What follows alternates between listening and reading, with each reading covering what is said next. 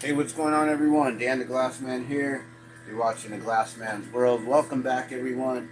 So, it's been a while. I think the last time I've been on my torch really was on my birthday, maybe, unless I streamed last week at some point and made these, which I think I did actually. We did my birthday stream, and then we did another one on how to get started blowing glass and how I got started.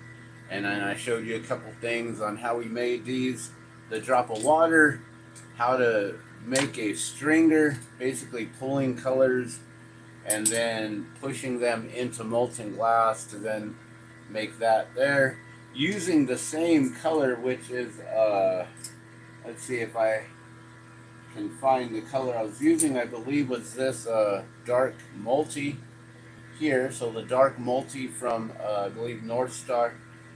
So North Star is the brand of color there. And so the dark multi then created this mushroom. So you know taught you how to gather, then taught you how to make a teardrop, then pushing a mushroom, then pushing that same color in there, but not allowing it to mushroom out, and forming it into a cool spiral here, and and then a flower. And I'll actually turn the camera around here so we can get better detail on these. But so that's what I've been showing you guys recently. And we also been making a lot of jellyfish and other different things. So let's get you guys set up for the live stream here. And also, we're going to go into some some of the current events that have been happening recently. And apparently, our very own Chief Medina has been in the news lately.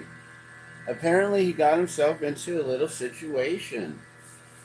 So last Saturday, um, gosh, just a few days ago, it's only Wednesday, so Saturday, Sunday, Monday, Tuesday, Wednesday, 4 days ago, at around 9 o'clock in the morning. So, about that same time that I usually go over to the Albuquerque Center for Peace and Justice, and we go and we check out the free food line there. We grab a bunch of beautiful, awesome, they have all kinds of natural foods, organic stuff from like the natural grocers and places that are extremely expensive, and on our budget we really can't afford it with my wife's disability and things, and the way that we live is very frugal, and we utilize that all the time. So I highly recommend anyone who's local also to go check that out. So as we're getting started here, I wanted to share with you these real quick in better focus, so that way you could see them a little bit better. So this is the drop of water, where we got started just gathering clear glass rod. So last week's instructional video actually on how to get started blowing glass, and as I was talking about how I got started blowing glass, I shared simple demos on how to make these several pieces with one rod of clear glass and one rod of color glass and a few basic tools, and that's it. And how you can easily just get started making these products here and selling them. These, I offer the mushrooms and this one color simple um, twist or spiral within the glass, tornado in the glass, whatever you want to call it. I offer these for only $5. And what's interesting is the drop of water, being that it is what it is. Um, I've been selling them for 10 in order to help with the gifting cause. And people have gladly been purchasing them at $10 each, and then I can wholesale them. So I can get them to you at a wholesale price at $5 each, or even less, for even $3 each, if we have a continuous relationship, business relationship, and things like that. And then showing you how to make this one, adding one more color. So I just grabbed one more color, which was cobalt blue, and adding a little blue in the center. So instead of one color, we use two color for this one, but two colors isn't that much more. Each color stick's about $8 to $10, so it's not much more of an investment there. And then the rod itself, you know, you could get a 4 foot, 5 foot rod for about $10, you know, give or take, depending on the thickness. This is a 16 millimeter, almost a half inch, a little bigger than a half inch. And, you know, making these variations, you know, selling these ones, all of them for basically $5 each. That's $20 right there. That pays for the cost of the material of the glass right there. Doesn't pay for the tools or anything. So, just wanted to do a quick cover, or a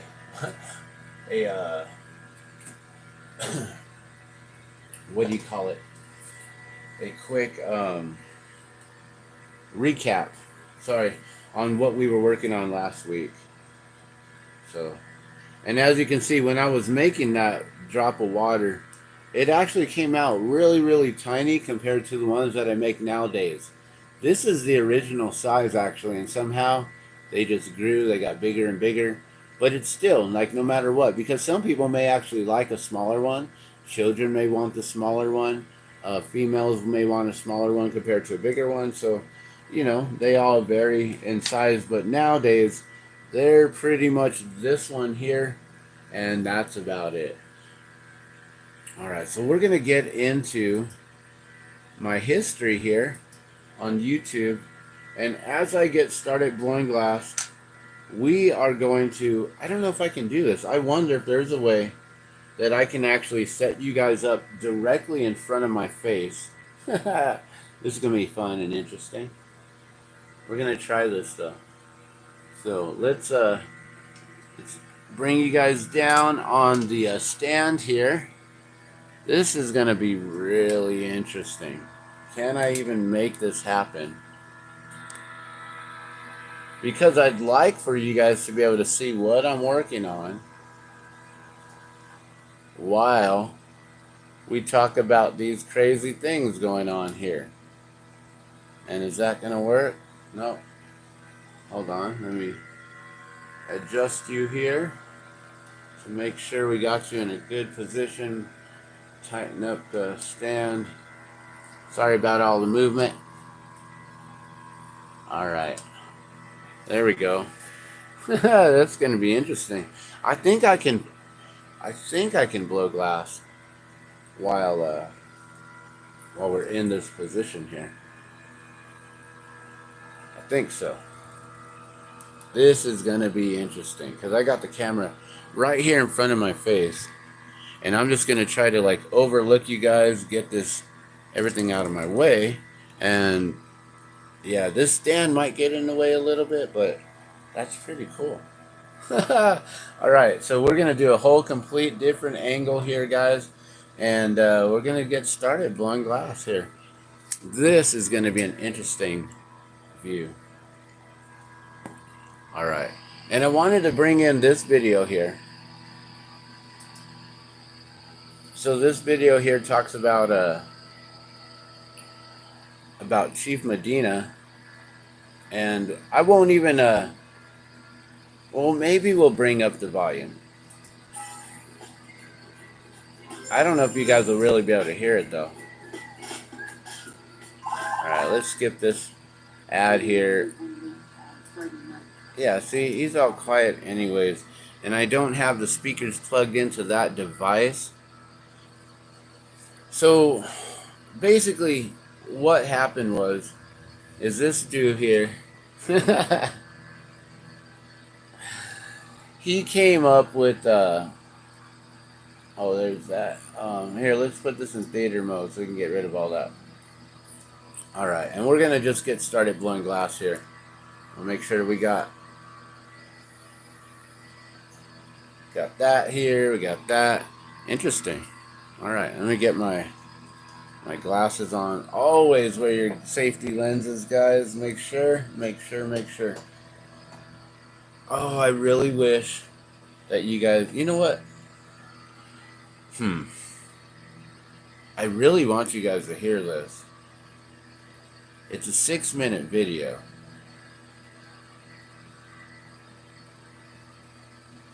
It's from ABQ Raw. And ABQ Raw put up this video here. APD's chief talks about his crash into civilian after shots were fired.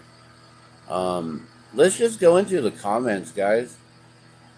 So, oh, you can see my comment. First comment right there, 10 hours ago. He looked left and saw it was clear. Here, let me zoom in. You guys can read along with me here. Because I think this stuff is funny. Can you guys see that? Let's zoom in just a little bit better. And I hope that you guys can see this.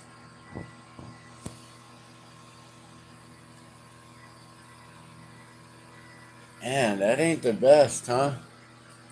Let me see. Clean up the camera right here. Let's see if that helps at all. My wife always reminds me to clean the screen. Clean the screen. Okay, does that help? All right. So, yeah, let's just move y'all closer. All right, we're going to go for a ride. We're going to get real close to this fire, though. Bam. All right, there. I'm going to really bring you in now. Okay. So, this is the comments here.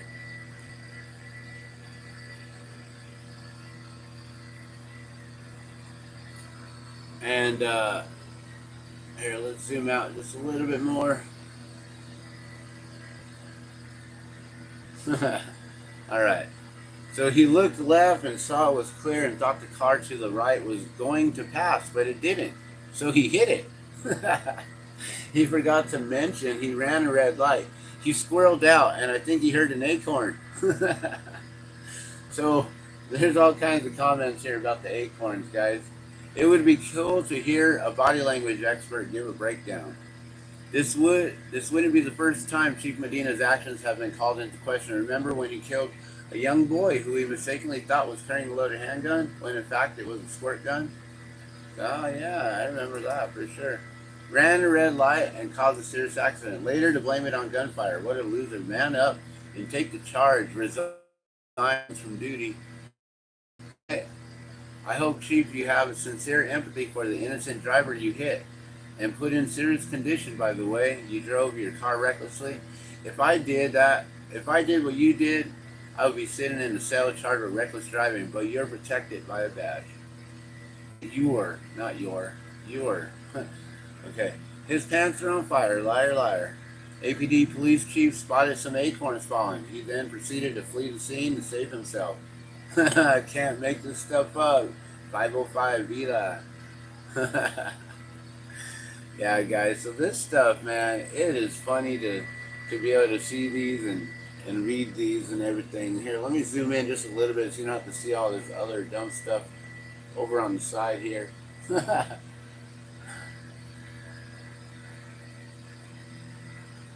Hey, that don't work. We might have to see all that dumb stuff on the side.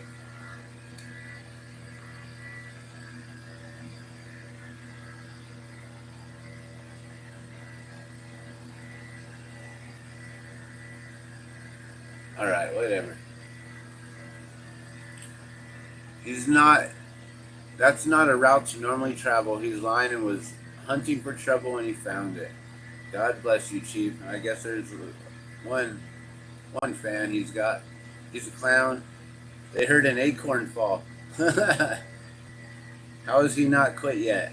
Consequences of gun violence. Quit blaming inanimate objects for violence. If it's not guns, it's knives, sticks, stones, trucks, words, acorns. People are the consequence of violence. Get right with the Lord and start caring for your people. Get him a new Mustang. Yes, I agree. You better get him a new Mustang, man. Give him your truck after you fix it. Something. LOL. We didn't get to spend Valentine's together, so I invited her. Yeah, he invited her to a press conference because they didn't get to spend Valentine's together. Chief Wiggins. I hope the Mustang owner is okay and they sue APD. Me too. Special edition. Oh boy. That's what I was thinking.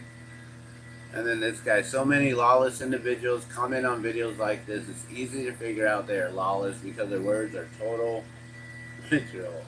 Whatever, this guy. Okay, so that's all the comments there, guys, on what happened. Let's turn off my fan. I don't know, can I actually... I wonder if I could play it.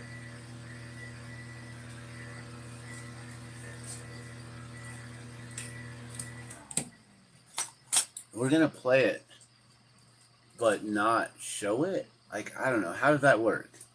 About 11 o'clock at night. Alright, so check this out. Hello, APD. This is Chief Medina bringing a special edition of Chief's Corner. As we are all aware, this past weekend I was involved in an incident, and I felt it was important that we shoot a special video and update all of our employees, both sworn and professional staff, as to what occurred this past weekend. Last Wednesday evening, I left to... Okay, so first off, he is addressing APD, Albuquerque Police Department. This is an internal video. So this isn't even addressing the public. This is addressing his officers, but it's a public address. It's a public notification, a public announcement statement, a legal public announcement. He's basically trying to wipe his butt from what he did wrong. And it's quite interesting on what happened here. So take a listen here. Sworn and professional staff as to what occurred this past weekend. Last Wednesday evening, I left to a meeting for major city chiefs, and I was gone Thursday and Friday and returned home late on Friday night, about 11 o'clock at night. I woke up early Saturday. Okay, so late Friday. I guess Wednesday was Valentine's, so he left Wednesday, was gone Thursday. Friday was back late Friday, right? To go to a press conference, and I invited my wife to go with me so that we could grab dinner after the press conference, since we didn't get to... Okay, so he says what? Saturday to go to a press conference, and I invited my wife to go with me so that... I woke up early Saturday to go to a press conference, and I invited my wife to go with me so that we could grab dinner after the press conference, since we didn't get to spend Valentine's Day together. Okay, so he woke up early Saturday morning to go to a press conference, and he invited his wife to have dinner early in the morning after the press conference. He couldn't finish up his work, meet up with her later, and then go grab a bite for dinner. He had to take her to work with him. How does that work? She couldn't meet him later on?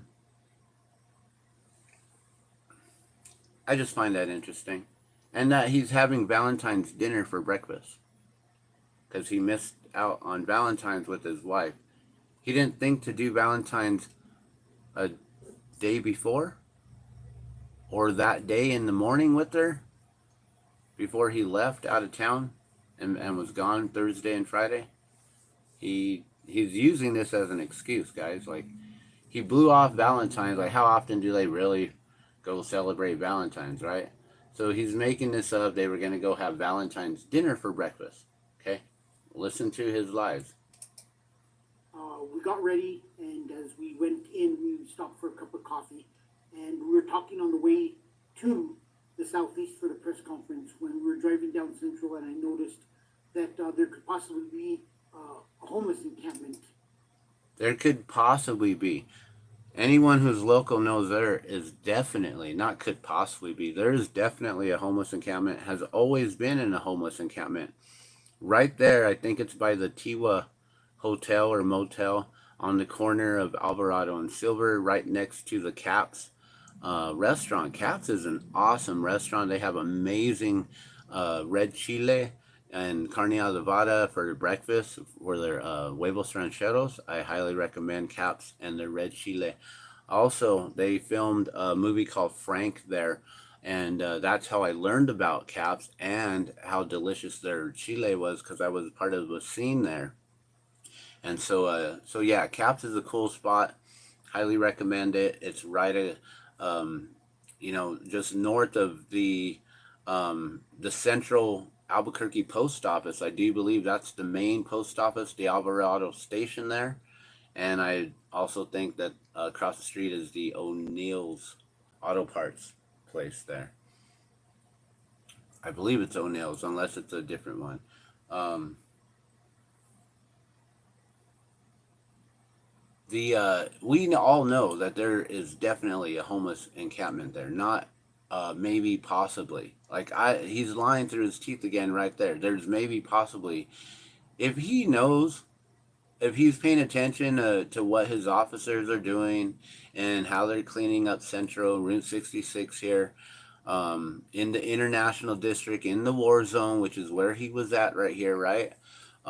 Pretty much the International District is what? From San Mateo up to about Wyoming. So pretty much right there, maybe a little bit further, but it's pretty much to Wyoming, and then the International District, it cuts off to a different district over there. And so he was in the war zone. He was right there in Central. He knew that there's a homeless encampment there, not that there might quite possibly, maybe, whatever he's talking about, okay? He knew that there was one there. He drove by. He saw something. So he decided to go back. On Alvarado north of Central. As most area commanders are well aware, I point this out and ask that they get them cleaned up. Right. As most area commanders are well aware, all of them are well aware of this problematic area. Alvarado, right there, definitely homeless encampment. San Mateo, San Pedro Central, like all these areas, we know about it. You can ride a public bus and see them all. Right there by the KFC at Louisiana and Central, down the street on Louisiana and Zuni, over there by the Church's Chicken, over there by the Size where they burnt down Size off of Trumbull, down the street from there now on the other side, going into towards Pennsylvania and that area over there. They're like, I'm paying attention to what's going on. I hope the police are paying attention to their area commands, right? And this chief, I would hope that he's paying attention to his area command and chiefs or officers in charge, right? So he's saying, as they all know. So what? He's saying he doesn't know? It's quite possibly maybe a homeless encampment there on Alvarado, north of Central. Oh my gosh. Wow. That's news to all of us. We all freaking know that. We go there right now, there's people sleeping out right there. They got fires burning. They're keeping warm. It's cold out. It's clouds. When they can. Video will clearly show that I turned from eastbound Central northbound to San Pedro, and then I turned west back onto the first street to the north that I can get to Domingo. As I traveled back westbound, I got to Alvarado and I turned southbound, and I quickly noticed that there was. He went back. He circled back around. On Central, you can't make a left turn anywhere immediately besides at the lights. They've put a medium down, a curb basically down the center, because we now have the ABQ rapid rides, the blue buses that run in the center of Central. And so you can't make left turns anymore. You can't cross Central except for at the lights. So as he passed Alvarado, that is the only place you can make a left, would be at Alvarado until you get to San Pedro, where you have to then double back. So he purposely went back around to see what was up of this quite possibly maybe homeless encampment that he should be well aware of, especially his area commanding officers, right? Indeed, a large encampment. They were on the sidewalk. It was somewhere where we could enforce. And I just passed. Indeed, on the sidewalk is something that they could enforce, right?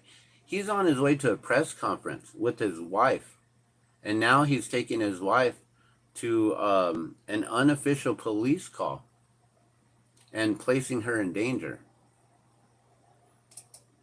Passed by it, noting that I was going to give Commander Langwood a phone call. As we reached the intersection of Central and Alvarado. He passed by it noting. Noting to who? Wait, like to his wife? Oh, I'm gonna give my commanding officer a call here in just a moment. Like, who's he noting to? Noting to himself? Is that what police do? Taking notes to myself. I'm just noting, and I should make a call to my commanding officer. This is funny, his wording. I had a red light, and at the red light, I stopped and I was waiting. Usually, there's not any traffic there that's coming south. And there's some traffic that comes north Alvarado from like the either coming from the one ways down that way off of Zuni or coming from the post office. Traffic may be going north, not usually south unless they're maybe like, interacting with some of those individuals there, making transactions and things like that.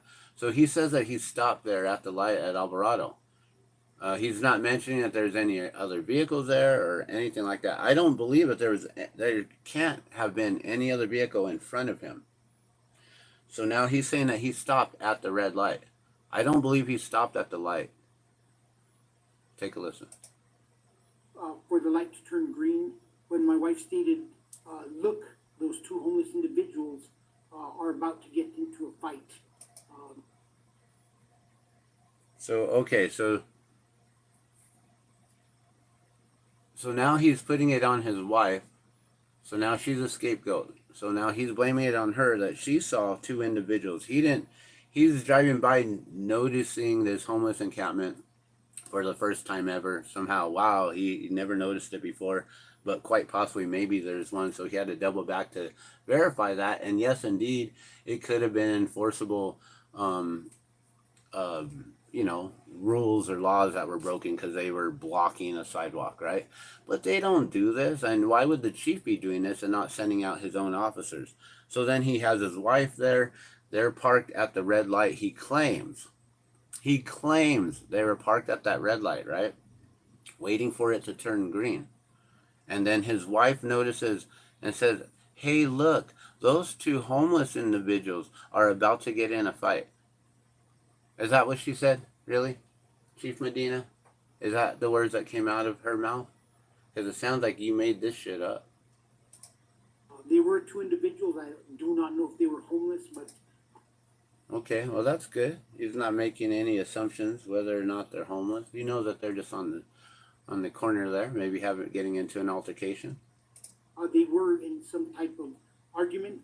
I reached down to hit my radio and to hit the horn on my control console when... You see all those licks on his lips and lies that he was trying to lick up right there? Let me see what I can... I was reaching down. What were you reaching for? Were you about to pull your gun? Did you pull your gun on someone? Did you illegally pull your gun? For no reason at all, because there were some homeless people there on the street. Did you tell them that if they don't move or something? Like, what did you do? What did you reach down for real? My wife stated gun. I looked up and I could hear that a shot had been fired, and I saw an individual that was holding a firearm, pointing it at another individual who was directly in line with my wife. I looked up and I could hear that a shot had been fired. Horn on my control console when my wife stated gun. I looked up and I could hear that a shot had been fired, and I saw an individual that was holding a firearm, pointing it at another individual who was directly in line with my wife. I stayed there a second. I evaluated the situation, and I made the decision that if I were to get down, I had two civilians in front of me, and that the best thing I could do was get my wife out of the way and regroup and see what the best response would be at that point in time. I looked.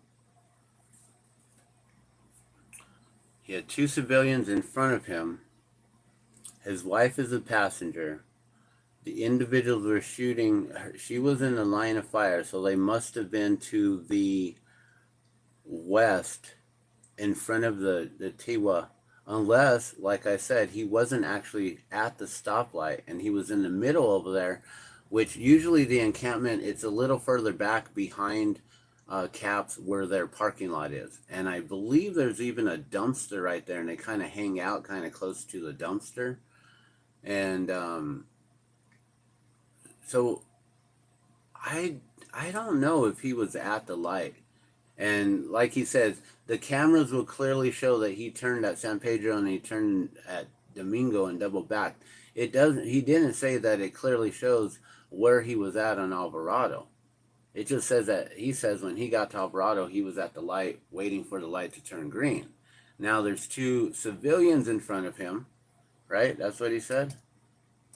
I could do is get my wife out of the way, and I made the decision that if I were to get down, I had two civilians in front of me, and that the best thing I could do is get my wife out of the way and regroup and see, and that the best thing I could do was directly in line with my wife. I stayed there a second. I evaluated the situation, and I made the decision that if I were to get down, I had two civilians in front of me, and that the best thing I... What does he mean by if I were to get down? Was he out of his vehicle? Did he step out of his vehicle? Was he actually engaging in these individuals and they started to fire at him because he pulled his gun on them? Like, what happened here, Chief? It doesn't sound right at all. It doesn't sound right. I don't know. What do you guys think? So, and then he says there's two civilians in front of him, and he decided if he was to get down, what? The thing I could do is get my wife out of the situation, and I made the decision that if I were to get down, I had two civilians in front of me, and that the best thing I could do is get my wife out of the way and regroup and see what the best response would be at that point in time. I looked to my left, and the intersection was cleared, and I thought that I had the car was going to pass before I got there, and it did not, and unfortunately I struck a vehicle. He looked to the left. He saw that it was clear, no vehicles coming. So you can see Caps right there, right?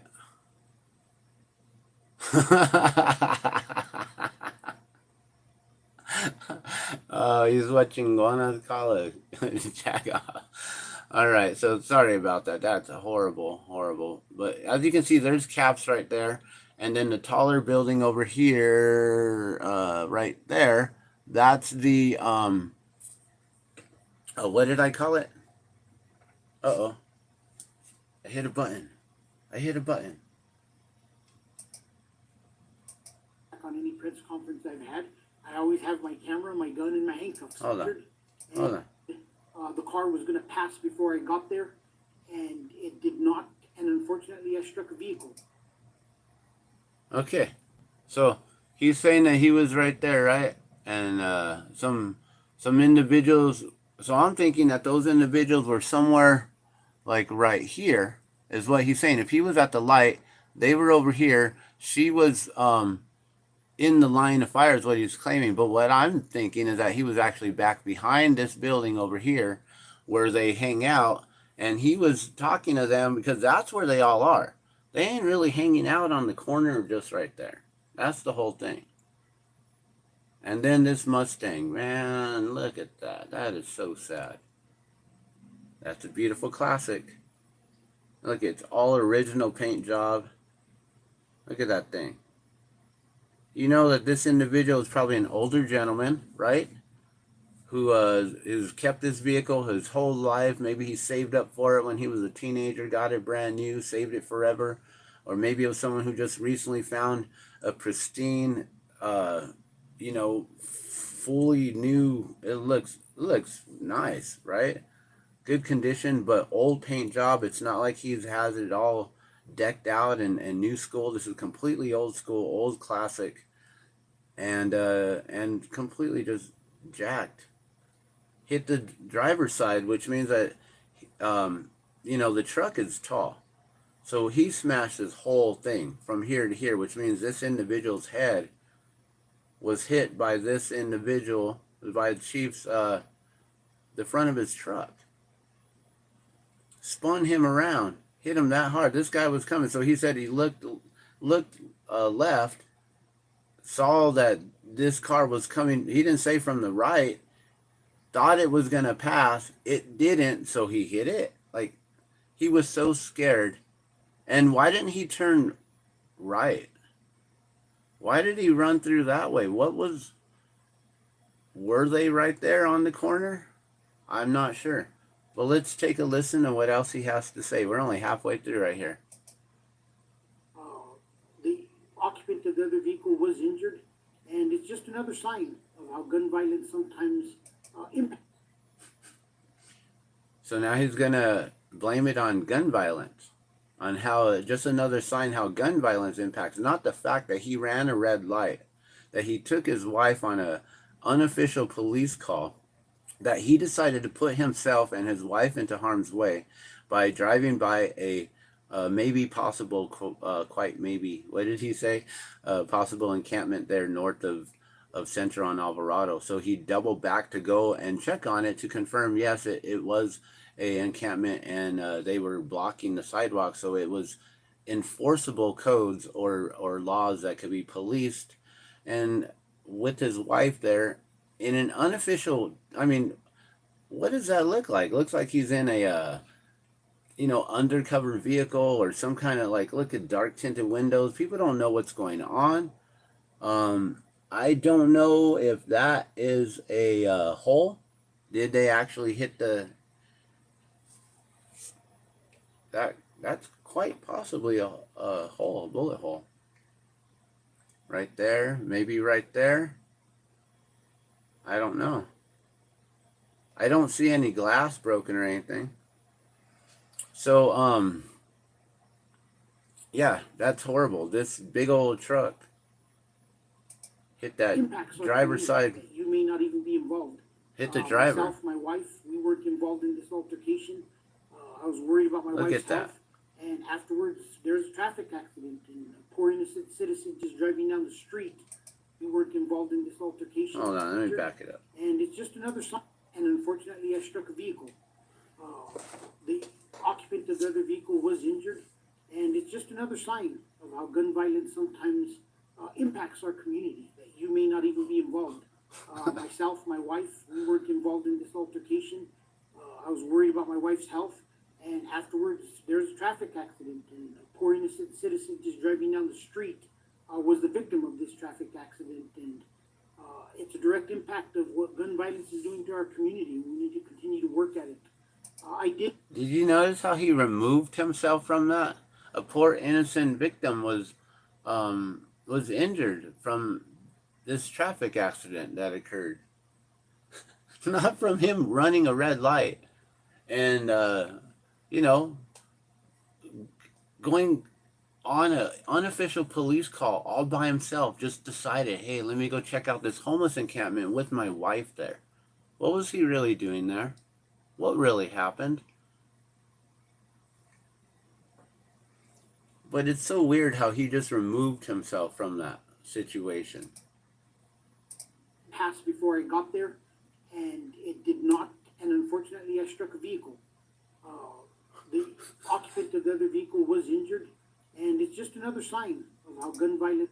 He was so scared he ran a red light. He was scared that he endangered his wife's life. I feel horrible for her that he put her through this traumatic situation that she didn't have to be involved in.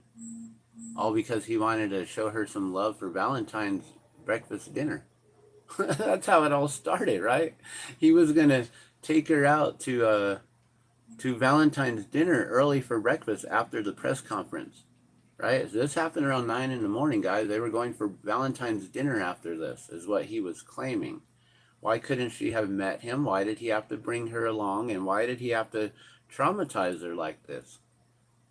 I feel bad for his wife, and now he's scapegoating, using his wife as a scapegoat, blaming it on her that she was the one who saw the two individuals getting in an altercation, and then said gun, and then he couldn't get down. So does that mean he was like, was he out of his vehicle? Was he approaching them with his own firearm, brandishing a weapon towards individuals? They didn't know who he was. Maybe. I think he was in his uniform. I don't know. Violence sometimes impacts our community, that you may not even be involved. Myself, my wife, we weren't involved in this altercation. I was worried about my wife's health, and afterwards, there's a traffic accident. And, I was worried about my wife's health. Hold on. Of how gun violence sometimes impacts our community, that you may not even be involved. Myself, my wife, we weren't involved in this altercation. I was worried about my wife. Myself, my wife, we weren't involved in this altercation. So he's seriously just claiming that he double backed over there and he didn't antagonize the situation at all. He didn't incite this upon himself. Vehicle. The occupant of the other vehicle was injured, and it's just another sign of how gun violence sometimes impacts our community, that you may not even be involved. Myself, my wife, we weren't involved in this altercation. I was worried about my wife's health, and afterwards, there's a traffic accident, and a poor innocent citizen just driving down the street was the victim of this traffic accident, and it's a direct impact of what gun violence is doing to our community. We need to continue to work at it. I did call out. I did submit to a drug test, as any officer would be, breathalyzer test. I also self-reported and told Eric Garcia that they should do an IA on me reference. My camera wasn't on at the beginning of this incident. I think that everybody's been held accountable for cameras, and I wanted to make sure that I was investigated and that the investigation deems, did I have time to turn this on? Was it proper for me to have it on before then? And also to determine if changes like that need to occur within the department to make sure that officers are being treated fairly. So I will continue to evaluate the situation. I know there's been a lot of questions in the media, and they'll be answered. Just like He will continue to investigate the situation he was involved in. Oh my God. Okay, so he's going to continue to investigate this situation and look further into whether or not police who are not on official police business, not on duty, if they should always have their police cams on. What is this issue he's now like completely sidestepping, and he's like now he's totally removing himself from his responsibility of, and man, oh my gosh, this is our chief of police right here, guys. This is Burke's best. Fuck, we're in so much trouble. Okay, let's hear that again. I love his lies. I love how you. I was investigated, and that the investigation deems, did I have time to turn this on? Was it proper for me to have it on before then? And also to determine if changes like that need to occur within the department to make sure that officers are being treated fairly. So Okay, so we're at 4 minutes in. This is a 7-minute video. So the next 3 minutes is him just like BSing to completely just like try to get you to forget what happened. continue to evaluate the situation. I know there's been a lot of questions in the media, and they'll be answered, just like any other question has for any other investigation. I did have all of my equipment. I actually have several. Anybody who's been in my truck knows I have several jackets in my back seat. My radio is always in my truck. I was on the way to press conference, and anybody who looks back on any press conference I've had, I always have my. So he's stating like no matter what, he always has a jacket. So does that mean that he came out with the jacket on, like a full-fledged jacket, like ready to go and fully armed? Like what jacket is he talking about? My camera, my gun, and my handcuffs. Or is he meaning like full metal jacket? You know, like, the magazines, the jacket. So I feel confident that during the course of the investigation, it will show everything that it needs to show. But once again, it just goes to show how quickly things could escalate and what I got to see firsthand, what our officers go through each and every day. Things are not changing. We are not going to change processes or policies related to take-home cars over this. I fought hard, and the mayor fought hard in 2018 to make sure that we could have a life-work balance and that our families could be with us during these times. So I'm going to make sure that you don't have to fill out ride-along forms when you're taking your kids and dropping them off at school, as you don't have to now. And we must maintain that work-life balance and recognize that our job is 24/7, and sometimes the only time we get to spend with our families is related to things that we're doing at work. I'm very sorry for the individual. So he's saying that that vehicle is a police vehicle, and he doesn't have to fill out any paperwork to have his wife ride along. But I don't know if there's any paperwork that you have to sign to ever approve that it's okay to ever endanger your wife in those ways. In the vehicle who was injured in this accident, wish him a speedy recovery. I hope that he also recognizes that will ensure that the city does the right thing in terms of this situation. 5 minutes later, he finally addresses the individual and hopes that he has a speedy recovery. Doesn't say how he's gonna reimburse, pay back, be there for him, be there in times that now he can't be there to work for his family. You know, it's not just police who work 24/7, buddy. You know, we all work 24/7. We all have jobs. You know, when we're not doing our work jobs, which pays money, we're at home doing our home jobs, taking care of our children, our family, whatever is needed. And this individual now can't because he's got to take care of his own hospital bills, which you should be taken care of. He's also got to figure out his vehicle now. He doesn't have a vehicle to drive around. Is that his only vehicle, or was he just cruising because it was Saturday? Did you just take out his classic, his trophy, his prized possession? Is that a show car that he makes money off of? Did you just hurt his own way of making money? You know, we all work 24/7. It's not just you cops. So quit with your bullshit.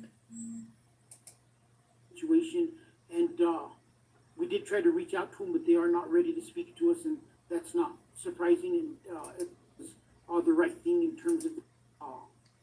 I'm very sorry for the individual in the vehicle who was injured in this accident. Wish him a speedy recovery. I hope that he also recognizes that will ensure that the city does the right thing in terms of this situation. And we did try to reach out to them, but they are not ready to speak to us, and that's not surprising. And I think it's appropriate. Everybody has to speak when the time is right. I just want to once again just remind. I cannot wait to hear that individual statement, if he's even able to make a statement. He's in critical condition, I believe, or serious condition, right? He probably has a head injury. Maybe he doesn't remember any of it. This is horrible. But I'm sure that the attorneys are, you know, they're going to be there to make sure. This guy is saying, I'm going to make sure that the city is going to know. The family's attorney is going to make sure that you, sir, right here, you, sir, this guy, that you pay. You pay. You pay right there. You pay. Remind the community that we do have to make changes within our community, and gun violence can impact everybody from the chief of police to kids in our.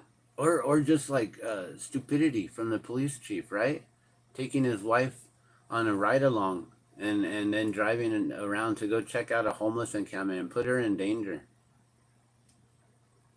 Elementary schools, and I want to thank all of our officers for the job that they do firsthand every day. This weekend was a big reminder to me what it was like to be a patrol officer and have to make difficult decisions and life and death decisions in a split second. Look how he clutches himself. With that, I just want to tell everybody thank you for all the messages and the phone calls I've gotten over the weekend. Holding on to them from lies the real tight. in the community, and my wife is doing well, and she was a little bit sore, and she got some X-rays on Sunday. But we'll continue to push forward, and I still am proud every day of the work that Albuquerque. She's sore and injured, guys. He injured his wife. Damn it, man. She probably, because the impact with him flying from their right to left, right, would be, and he hitting that driver side would then pull their vehicle. You know, it made them yank around. She probably hit her head on the passenger window or inside right there. I don't know if airbags were deployed or not. You know, the windows were up, I guess, right? So we didn't see that. That's too bad that she got injured. And a very traumatic experience that she's going to have PTSD if she was actually shot at because of his stupidity. It does, and I hope that everybody starts to recognize and understand that we alone cannot change the community. We need to work hand in hand with all parts of the criminal justice system to end this gun violence so that innocent people driving down roadways aren't injured and families going to an event aren't subject to these. Innocent bystanders aren't double backing around, going up San Pedro, back down Domingo, and then back to Alvarado to go and incite some kind of situation, sir. Situations. Thank you, stay safe, and continue to work hard as you do. There you go. Jorge. All right, you guys. So that's what I got for you. What do y'all think about that? Because I think it's pretty interesting. I find the whole situation, like, he's just spewing a bunch of BS out of his mouth that whole time. I don't know. It's crazy. And that's what I have to bring to you guys today. And let's actually, since I said we're going to make some glass, let's make some glass. I wanted to talk to you guys about it, but maybe let's have a discussion now and actually talk about it. Let me see if I can move you guys over slightly, and bam. Yeah, I'm going to have to readjust this. Sorry, I'm going to move you a whole bunch. All right.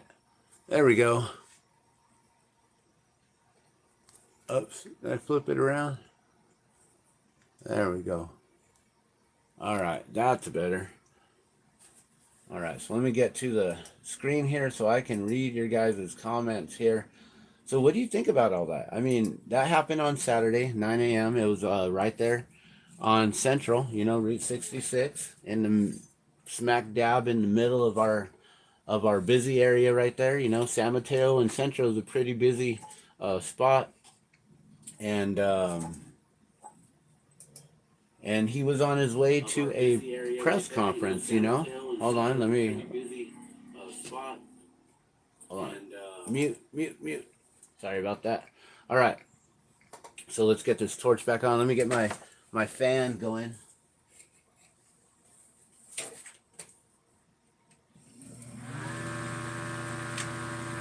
All right. So we got to always have proper ventilation when blowing glass. I don't know what I'm gonna make.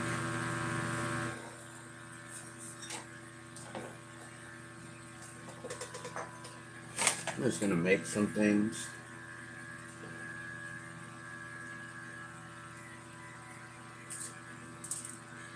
All right.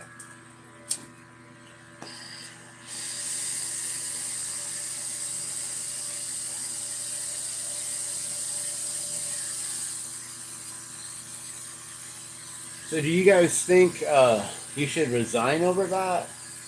Do you think that he should just like be honest and truthful and be like, yo, look, I had messed up.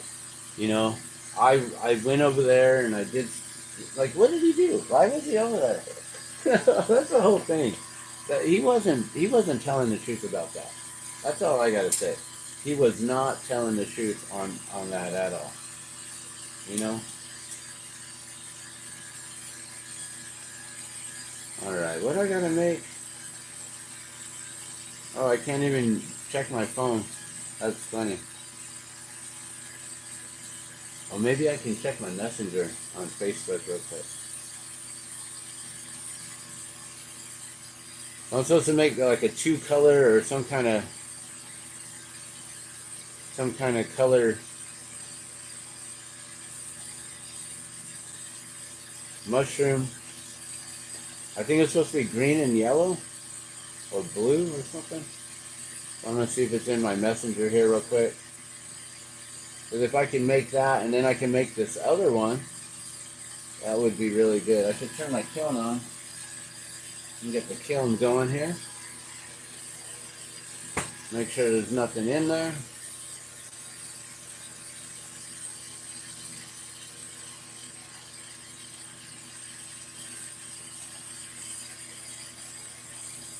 Cool. Got the message here.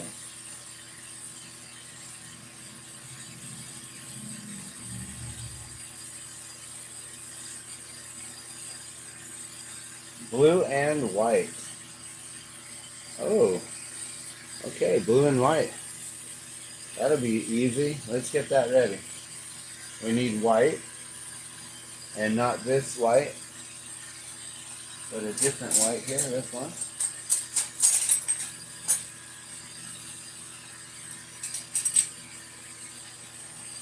We'll pull a stringer real quick.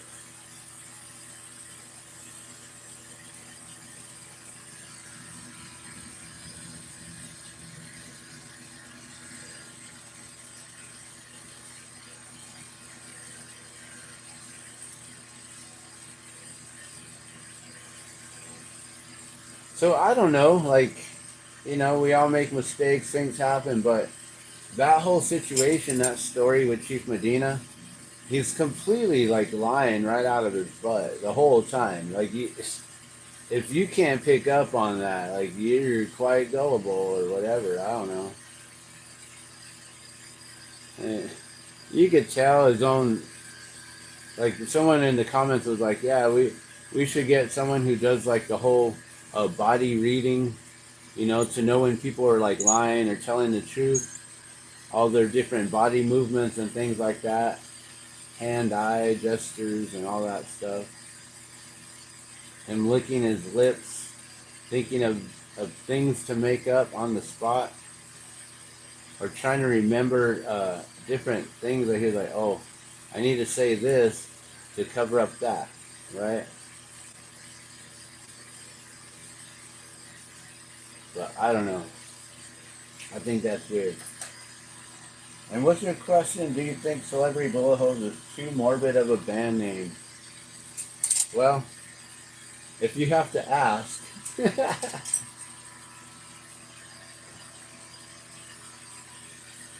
I don't know.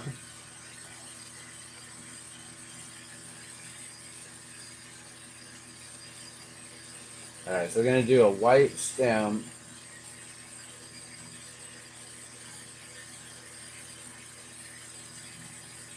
With a blue cap.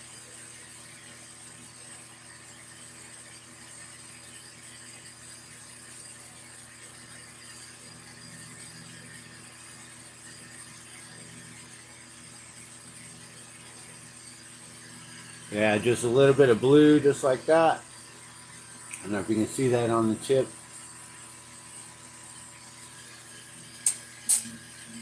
So we're going to push that into the molten clear glass here. There's a little bit of blue on the tip of that white. So the white's going to be the piece that's going to stick out. The blue's going to be the part that's going to go in first. And that's the part that's going to go in, hit that wall of glass, and then come around and form into a mushroom cap here.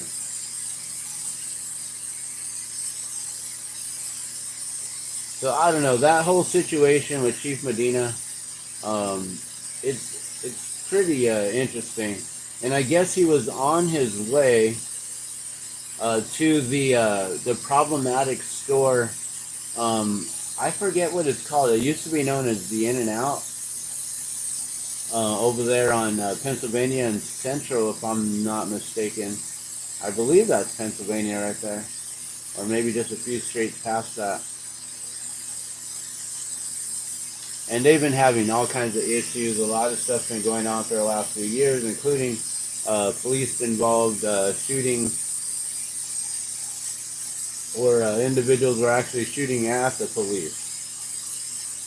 So yeah, we got some high crime here, and we got some cowboys here. You know, they like to pull out their little 6 shooters and play the whole game of I don't know, cops and robbers, cowboys, Indians, like whatever it is that they're playing.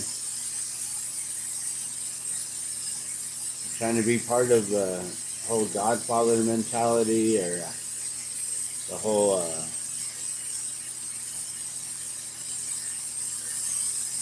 Tony Montana. All right, here we go. We're gonna push this in right now. I don't know if you can see it happening. It hits that clear glass where it can't go anywhere. And the more I push it in, a little bit bigger that it grows. And bam, there we go. So it should be all blue on the very edge, and then white popping out the top, and white as a stem.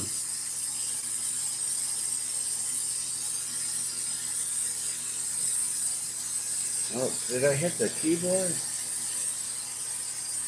I think I'm kicking the keyboard here and we're doing stuff.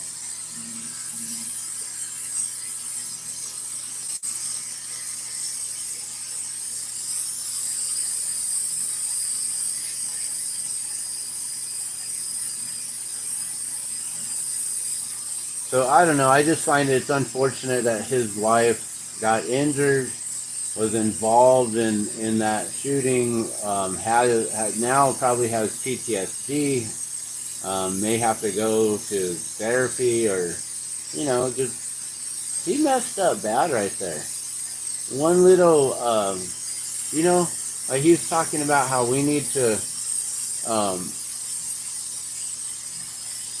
to curb the whole gun violence, and this goes to show just how one incident of gun violence can trickle into innocent bystanders' lives, right?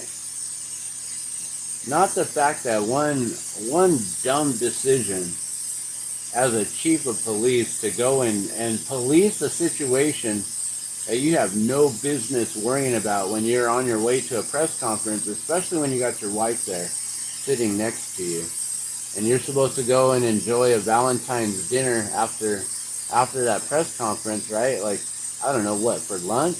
You're having lunch, dinner, breakfast? Like, what is that? You said you went, you left, you had coffee, and then you were going to go get dinner? I don't know about y'all, but I normally have breakfast. The first meal of my day is usually breakfast, where you break your fast overnight. You don't have dinner. I mean, you can eat dinner for breakfast, yeah.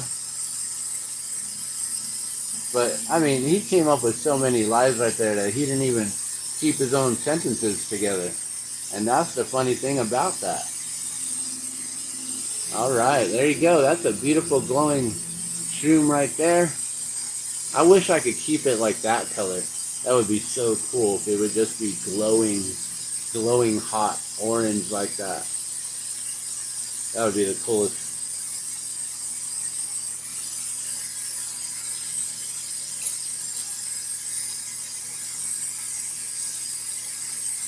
So I don't know if you're still watching, Matt, or if anyone's here.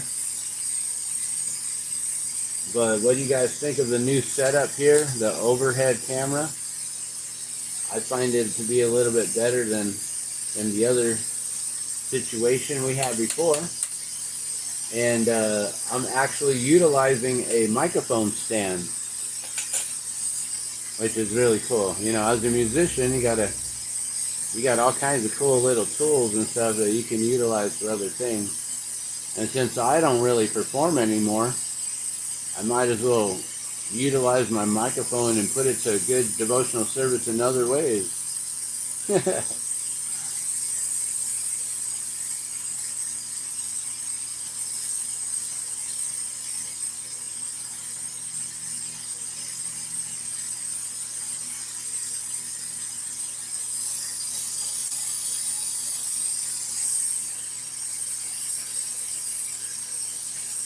So I wanted to talk about other things,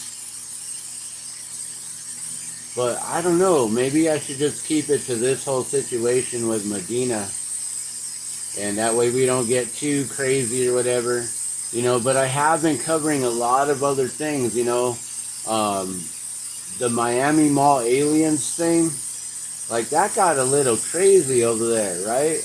People start saying that they saw 8 to 10 foot tall beings and creatures and all this stuff, and all these individuals claiming that they got authentic footage, the best, clearest footage, and then you go and you click it and it's like, that's not clear footage. Like, clear footage of what?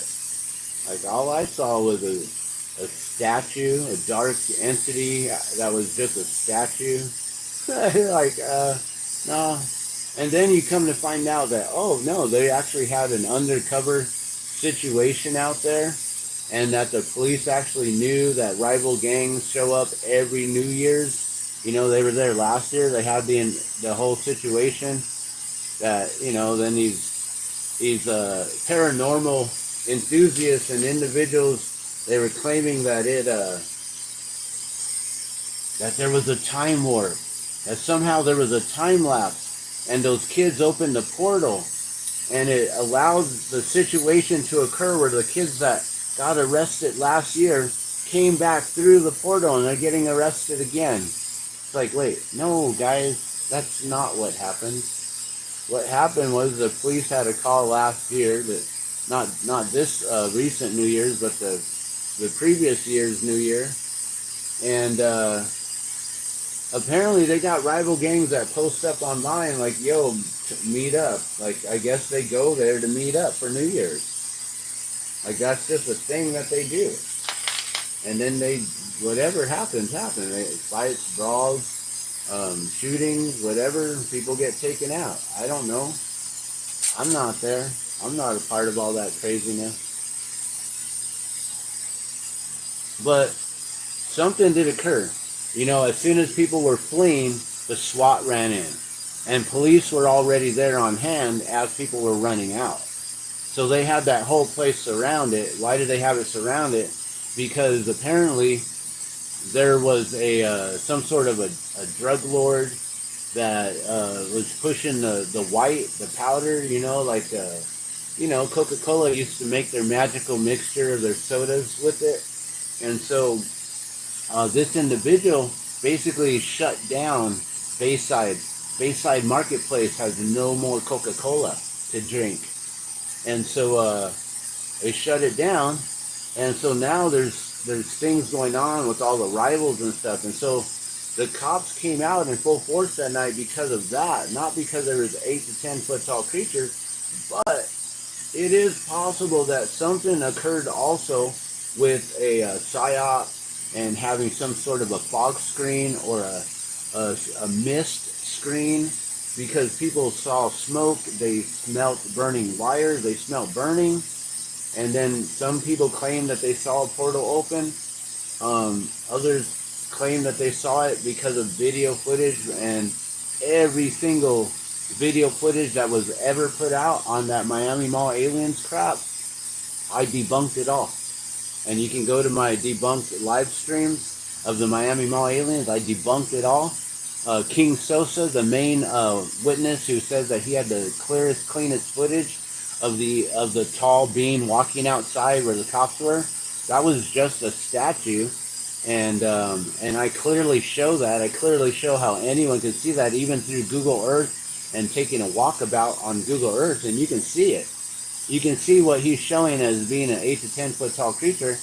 And I told him on his live stream that I debunked his footage, and he says, he read it. He's all, I debunked your footage last night on my live stream on the Glassman's World. Well, let me tell you something, Glassman World. Don't come over here trying to promote your channel. I'm going to remove you. We're going to block you. Hold on, give me a second right here. This is the funniest fucking sound clip I got for 2024. I'm like, oh yeah, thank you, King Sosa. That's so funny. Let me tell you something, Glassman World. Don't you come over here trying to promote your channel. I'm going to remove you. We're going to block you. Hold on, give me a second right here. And so he went ahead and he blocked me from the live stream. He removed me, and I can't comment anymore on any of his stuff or anything. I called him out. I called him out, and he ran. So I debunked all that footage. I'm the only one on YouTube right now that debunked all the footage. But I only got like what? How many subscribers do I got now? Oh damn! 881, 19 to 900. 19 to 900. If you ain't subscribed, hit that subscribe button if you want. I don't care. Truly, I don't. I'm here just doing this for my own fun, my own entertainment. My family's still sleeping. I'm here sitting up here alone by myself. So I might as well just entertain myself and might as well entertain you too while you're here with me, right? Alright, so I forgot about the other one that I needed to make. Let me tell you something, Glass Man World. I'm gonna remove you. Man, if you guys ain't watched that video yet, please go watch King Sosa. I debunked King Sosa, or the video that King Sosa blocked me.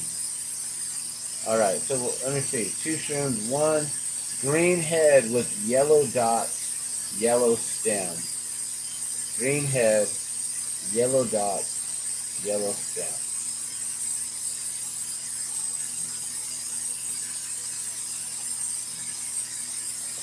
Green head, yellow dots, yellow stem. Alright. Alright then. Look at that.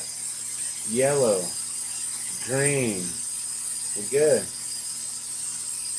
Bam, just like that. Ready to go.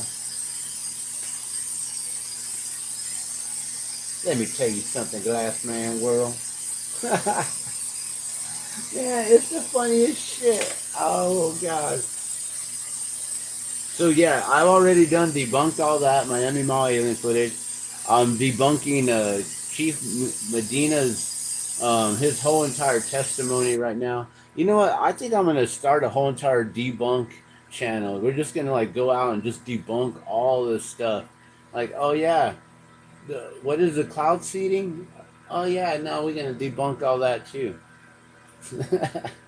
What are these the natural wildfires going on? Like, oh no, we're gonna debunk all that. I don't know. It's pretty funny to be able to debunk stuff on the whole entire YouTube platform, and being the only one. Like, that's like, dang, ain't no one else doing this. It was easy to debunk all of the Miami Mall alien footage. Here, I'm gonna keep this this lit just for fun. You guys can just watch a flame burning around. I'm gonna roll one up, twist one up real quick, and I know there's so much to debunk, right? Like, what would we call it? Like, the debunk files. I'm thinking about, like, I've been watching all these YouTubers and stuff, and I've really been thinking about becoming a professional YouTuber. Like, actually, seriously, spending my time. I mean, I already spend too much time on here and don't get paid. So I might as well get paid for this, I mean, I'm already paying for the monthly premium, so I don't get the commercials. And this month I didn't pay for it. I actually haven't paid for it in a month or so because I've fallen behind on my storage unit. And I gotta get ahead of the game here now. Now that I've taken a little bit of a break from after New Year's and Christmas, man, that gets so crazy dealing with all these holidays all at once when you got so many kids. Just kidding. I got 100 kids here.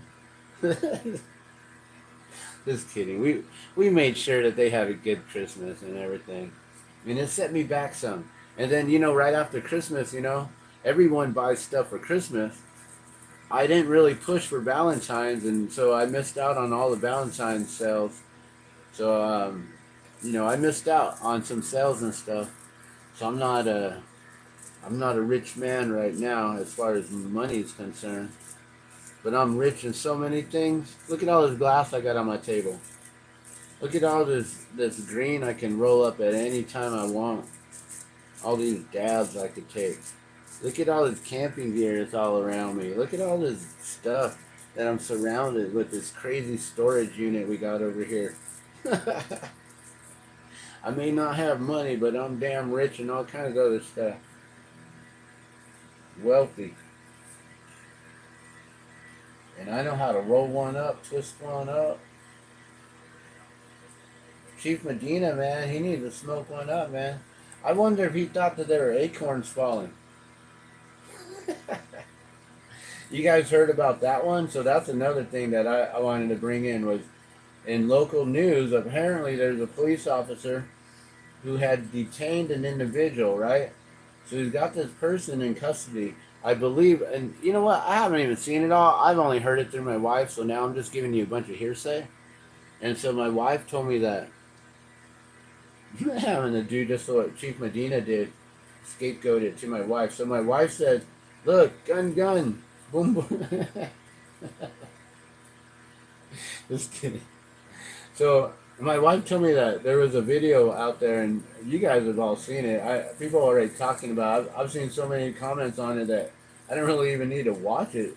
Everyone's already explained to me what happened. But apparently this individual gets detained, or he's arrested. I mean, I don't think he's detained. When you got handcuffs on, you're pretty much arrested. And if you're going down, you're about to get booked, right? So you're not detained, you're arrested. You're about to get charged with something. So apparently the officers, while the person's being arrested in the vehicle, in their police squad car, acorns fall from the tree, lands on the car. They think it's gunfire coming from the arrested individual in handcuffs that's in the back of their vehicle. That they patted down. They made sure, right? They checked, right? They made sure. They usually pat down before they set you inside the vehicle. And so these scary cats squirreled out. They heard an acorn, and they started shooting at their own squad car. What is going on, guys? We got some squirrels, some scaredy cats out there who possess badges. They're supposed to have been trained, gone through this academy, gone through all these things where, you see an innocent bystander pop up, you don't shoot, but you shoot the perpetrator. Like now they just shooting everyone, everything. Acorn! Ah, look, squirrel! What is going on, guys? This is getting ridiculous there.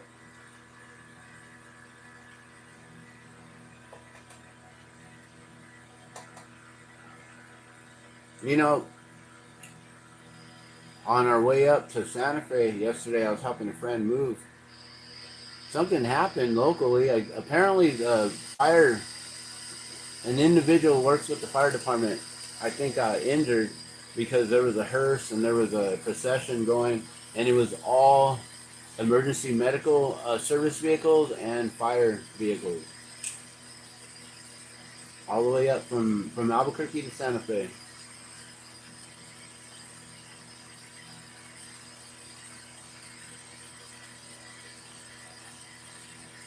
So I don't know. Oh yeah, no, I do know. I know. I'm gonna make this other one real quick here too. I probably should have put that one in the kiln. And check it out.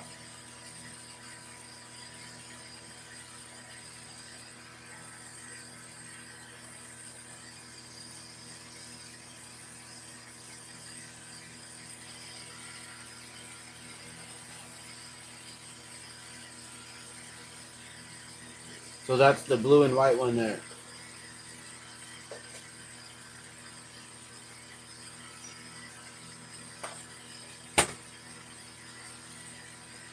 Those two color ones I do all day for $20. If you guys ever want to order from me, just comment below or just hit me up anytime and we'll figure out how we can link up through email or things like that. Or through my Facebook page, probably the best way.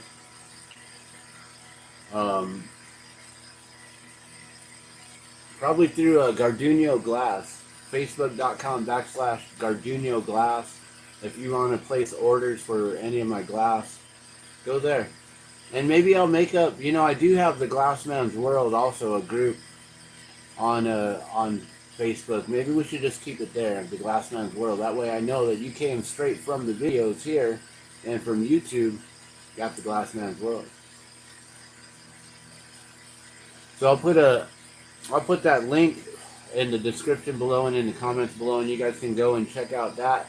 If you ever want to order from me, you're welcome to do so. If you ever have any ideas on news or footage or anything that you think I should debunk, that would be cool. Because like I said, I have been thinking about becoming a pro YouTuber. I've been watching all these different things on how you can make titles. Just the title alone can then generate views, Like this title here, APD Chief Injures Innocent Driver, No Charges Filed. Like, wait a minute, what? That's like, people who know APD Chief, they're going to watch that. I'm going to get views on this for sure. We got 2 people watching live stream now, and maybe a few more come in or whatever, but there will be more for sure because of the title. I've learned how to create different titles through either curiosity, fear, or desire, and then focusing on that and how to make a title, a copy. I was trained in writing copy for businesses, promotions, things like that. So writing titles, I should be pro at it. Writing quick descriptions, short and precise, and very concise. Script, and then also showing these videos in a way where you want to make sure you get at least an 8-minute view, so then you can get into the algorithms, making sure you get everyone to like and subscribe. So if you haven't hit that like button, make sure you hit the like, and if you want to subscribe and get more videos like this, please do. If you also want to follow my new YouTube channel that I will start. I haven't started it yet, but I will start it. And I'm seriously, I think this is going to happen because I'm learning so much from watching all these others and seeing what basically sells and what doesn't, right? And how you market yourself out there. And you don't even need to, right now, it's called the no face live streams, or you're not even watching me do anything. You just see my hands do this and do that right now, right? You're waiting for me to finish smoking. Sorry, it's 4:20 right now. Always and forever. I don't really know what time it is, but it's 4:20. Here, I'm an Aquarian. I can do many things at once. So we can do this. We can live stream. We can talk, we can blow glass while we enjoy a little smoke break. Yellow shroom with green cap, yellow dot. Right? Now I gotta double check. Green head, yellow dot, yellow stem, yep.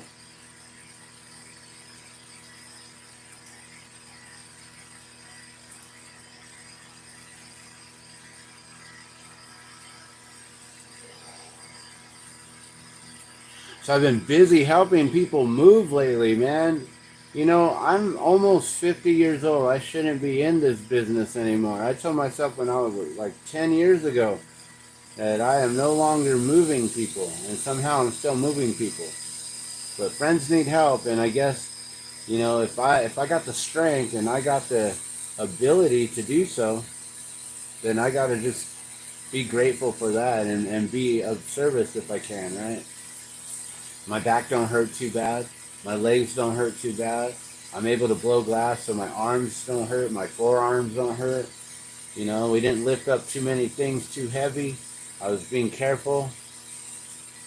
Side jobs and side hustles, that's another thing too, is learning the different video algorithms or the video recipes, I guess. When you make things like how to videos, right? How to this, how to that. Like, I watched this video and it changed my life forever, right? And you're like, watch what video and how did it change your life? Like forever. Like that's huge for something to change your life forever, right? And so I'm going to do these kind of videos. This video changed my life forever. And it's going to be a video on basically what I've simply just told you.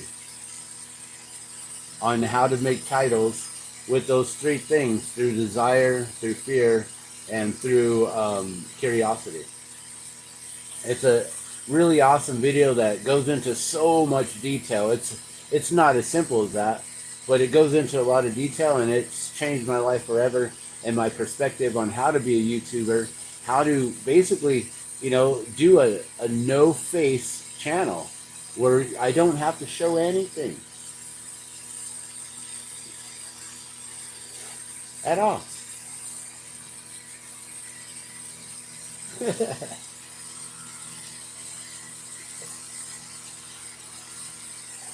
Yellow stem. There we go. I gotta fix this yellow real quick.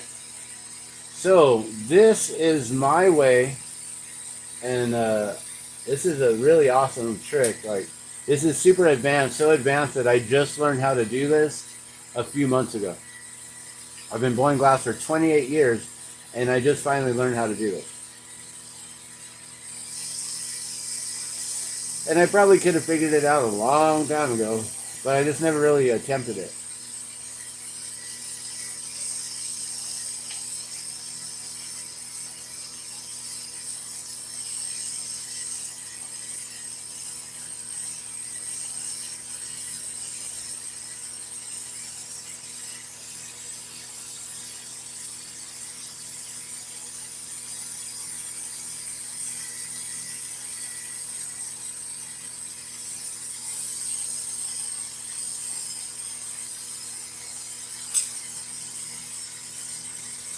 Alright, so there's the yellow. Yellow stem in there.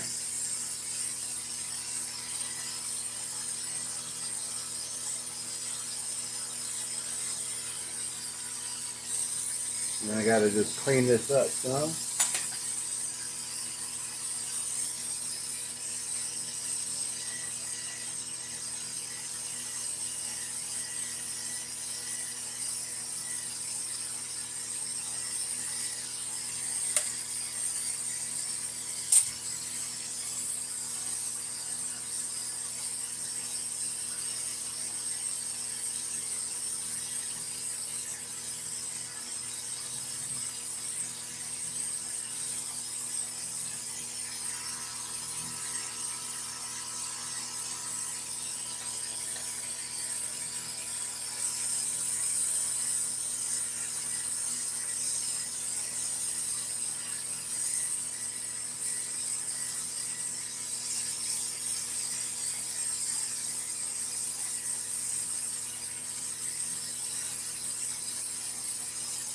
Alright, so I'm gonna push this over some. Try to straighten it out a little bit better there. Get that all centered up a little bit better. Yeah, and even if it's got a little bit of an angle, that's cool. Okay, green cap. Yellow stem, green cap. And actually, this green isn't ready.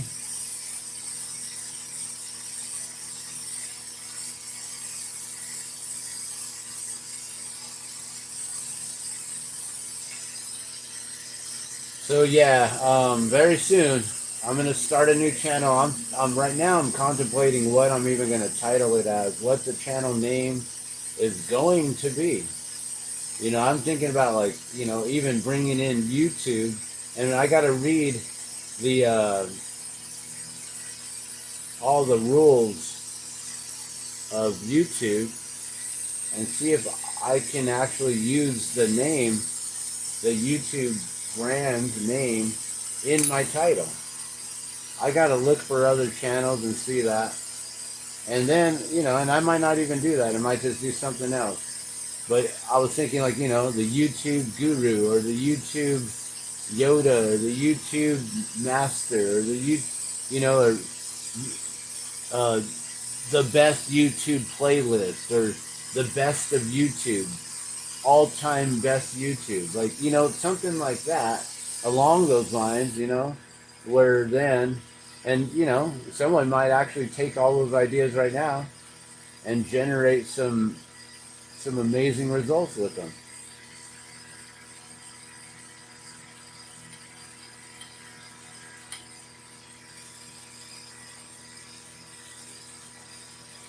So yeah, first things first, we got to come up with the title, and then that title will then determine where we're going to be focused. There's some videos out there where all they are is gamers, right? They focus on games and gaming, and that's all they do. Like what if I just focus on debunking videos? Debunked YouTube videos, and that's the channel. Just straight up. And that's all I do is just debunk YouTube videos. And maybe that's going to become something that I do. Apparently, I am a really excellent detective. My child always calls me out on this, like, why did you become a detective? And I'm like, because I didn't want to be a cop. That was my sister's dream, to be a cop, not mine. I wanted to be an artist. And look, I'm living out my dreams. And my sister lived out hers. Isn't that awesome? She could be the cop and I could be the glass blower. I never knew I was going to be a glass artist. I just thought I was going to be an artist. I always wanted to be an artist. I didn't know what type of artist I wanted to be. I didn't know I was going to be an artist as far as making live streams. This is an art form in itself.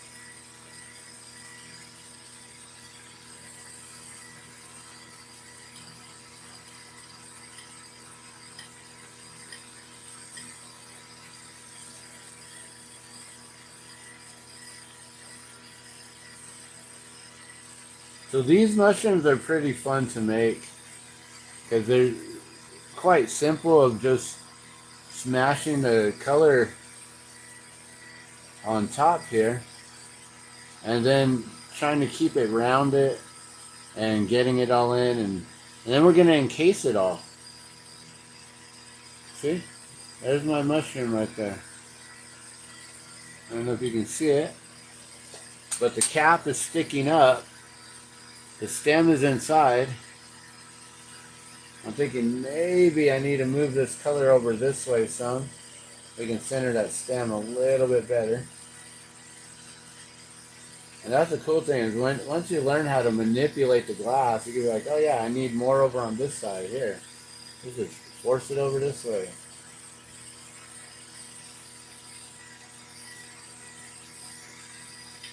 Yeah, now it's more centered.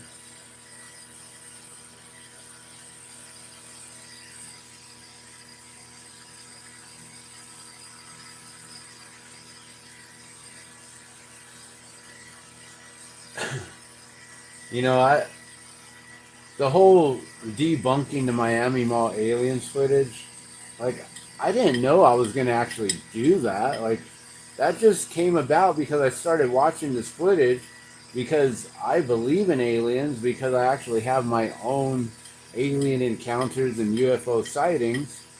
And only up until like 2 years ago or so was those confirmed to me because of other individuals' accounts and recollections 100% matching up with what I'm like, wait a minute. You mean to tell me that wasn't my imagination as a child? That was real? Like, for my whole life, I've been kind of just blowing it off like, yeah, no. I was just a young kid with a big imagination. That couldn't have really happened to me, And then when my brother told me his account of how apparently we were abducted or something, So all of this stuff about other entities and beings, you know, I take all that quite seriously because I have my own situations. And so then I start watching these things, I'm like, well, that's not real, and that's not real, and you can clearly see that's not real. And you just start, like, you start realizing these things that people are putting out there is all just to get clicks, clickbait, you know, get viewers, get subscribers. You know, that guy King Sosa, he was like, you know, I got even better footage than what I've showed you. It's like, you haven't even showed us anything, dude. You showed us a statue. But they still, people believing him as he's got the best footage out there of any and all.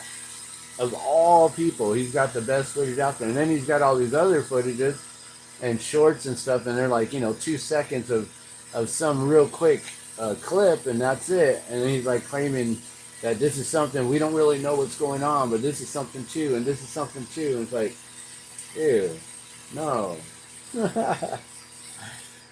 So yeah, it's been fun debunking all the footage. You're going to see my face in here because I'm going to get in real close because I can't really see too much. So trying to do this no face videos. I'm not really trying to do this as a no face video because you guys already seen my face. But I'm just saying, like, I'm trying to get that practice in on, well, how do you do it? And how do you make it happen?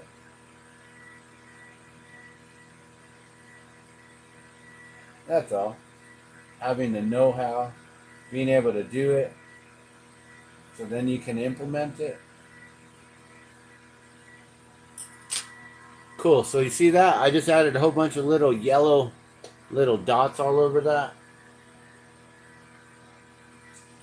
Yellow on green, so we got that yellow stem, green dots, green cap.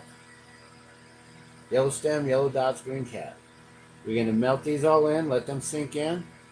Then I have to cover this whole thing now with clear glass on top of it. So this takes a little bit of some steps.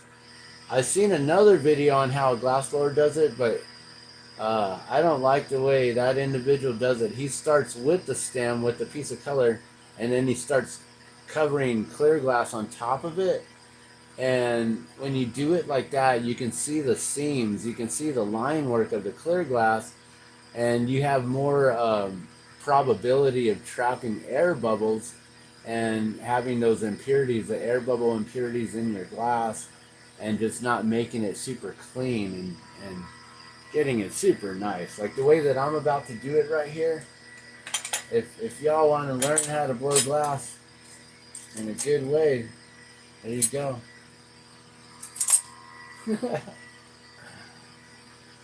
All right, I need to get I need another rod here.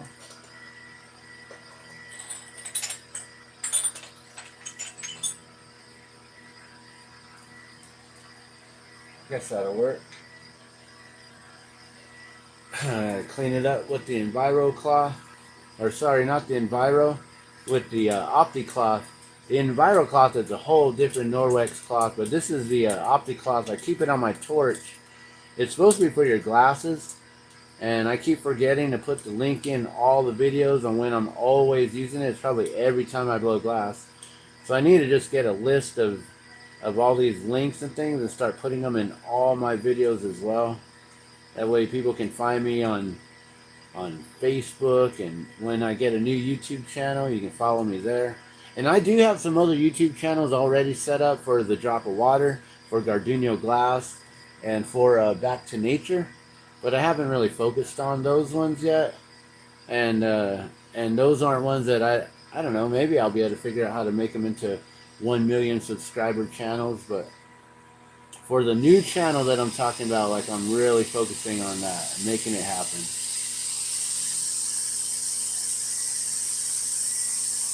On the last video I did here for the Glassman's World, I started talking about new videos that I'm going to be bringing here.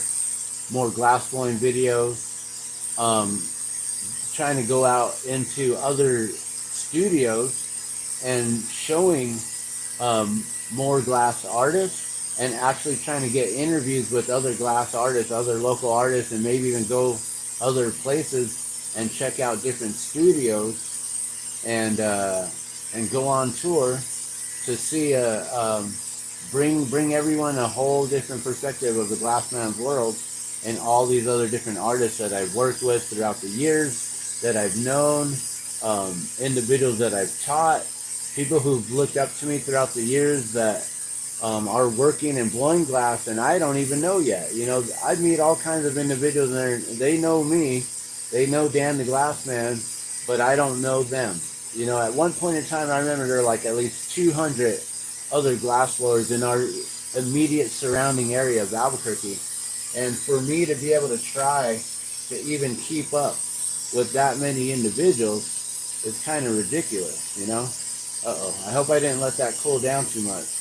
I gotta really let that flash in the flame here. I don't want to crack that.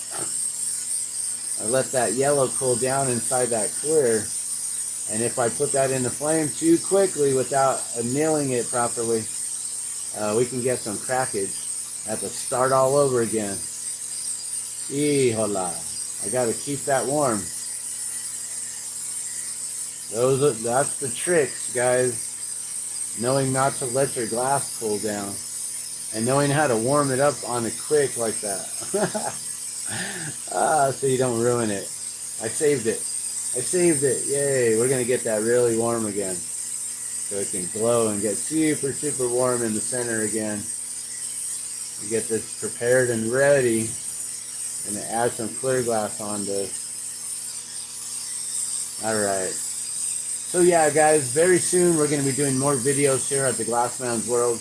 More lessons, more demonstrations, how-tos, instructionals, going to other artists, seeing how they make stuff, doing interviews, talking about their history, how they got started blowing glass, which is what I really want to focus on, is how everyone got started in their own journey with glass and who they were taught by and who they've taught. And you know, that way we can try to form like a tree. Like maybe we'll create the glass genealogy, like, you know, and that'll be like all the glass blowers and who's taught who throughout all of time. Maybe we can follow it all the way back to some of the very first glass blowers from back thousands of years ago. You know, who taught who? Or did you just learn from a video like this? All right, here you go. You guys ready? We're going to attach this. I'm going to get this warm so we get a nice attachment. I'm going to get this molten. We're going to force this on there. Over it. Cover that whole mushroom cap entirely. Make sure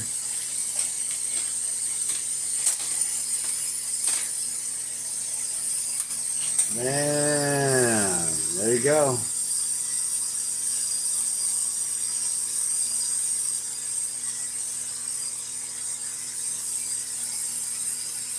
I really wish this one was longer. It's gonna get warm in my hand here.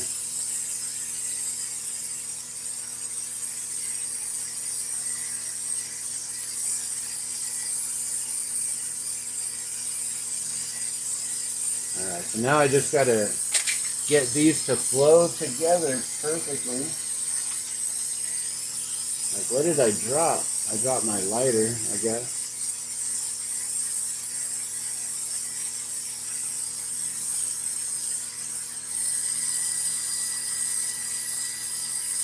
All right, so yeah, future videos coming soon.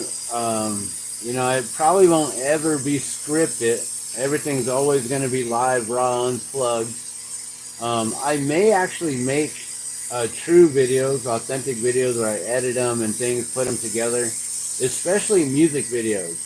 I may not be performing out much these days, but I do want to still bring my music, my songs, my messages to the world. I think that's extremely important.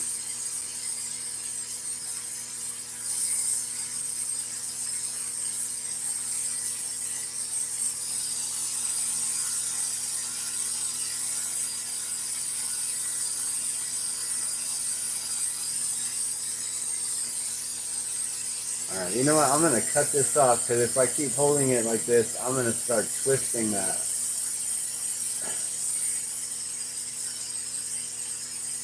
And now I'm going to endanger myself and get burned maybe. Using a really short rod here.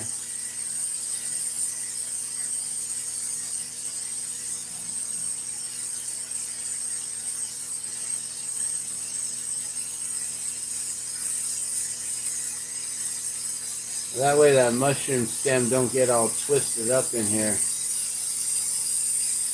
Alright, there we go.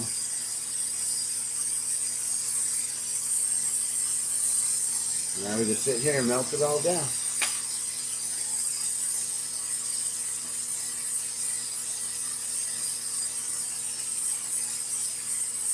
So yeah, be sure to subscribe if you want to get those notifications when I get a new channel. I'll try to remember to put the descriptions below of, or all the links in the descriptions below, like the Norwex, anywhere else that you can find me, such as on Facebook, Instagram, Twitter, or X, I guess. So weird, X, whatever. Alright, hopefully I didn't trap too much air in there. I think I see a little bit of air, and that's the thing. The way that I make it, you might get a little bit of air. The way that the other individual makes it that I was watching how these are made, you get a ton of air bubbles all over the place.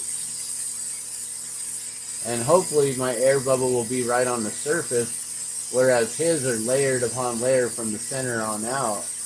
And if mine's on the surface, I can actually pull it off, clean it up, and won't even see it at all.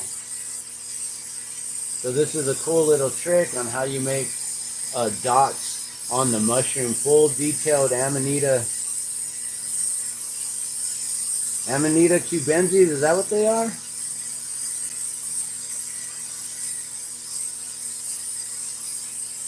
They're normally red and white, and I don't think I have one here to show, but this one's going to be green and orange, or green and yellow. It's going to be really cool looking, actually.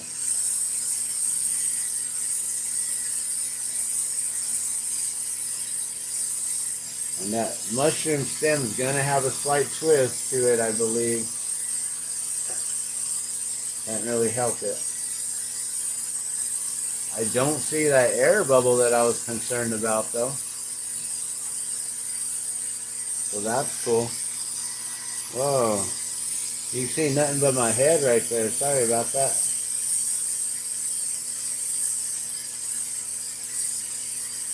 I got to remember where the camera is and try to stay out of it. Mr. No Face Videos, come on.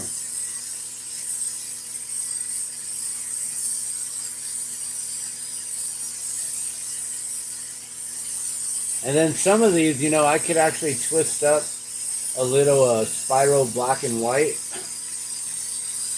and then draw it underneath before I put that cap there. So when you're looking underneath the shroom, it'll look like the gills. And that's a really cool feature that I can do that I don't know too many others can do. But these mushrooms are really, really awesome, super fancy. I sell these ones for $30 each compared to the blue and white one that you saw for only $10.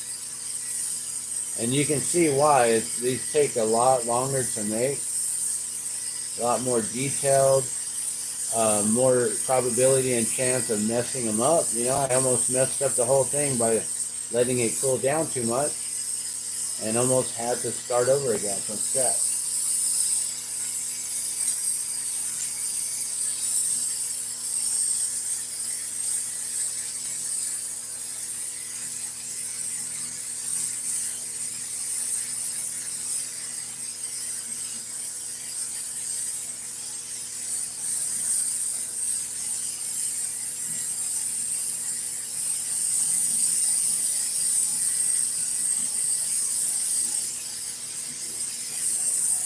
I noticed some sort of like a seam line or a tiny air bubble line sometimes when they manufacture the glass, there's a little seam or a line that occurs,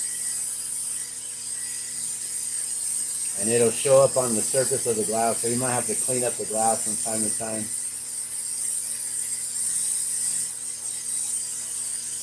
And you know, I think that happens from people incorrectly pulling the glass out, and as they pull it out, they're pulling one out, the end of the glass is so sharp, it's laying on top of the other rods, and it just scrapes it on the way out. It just scores the glass completely down.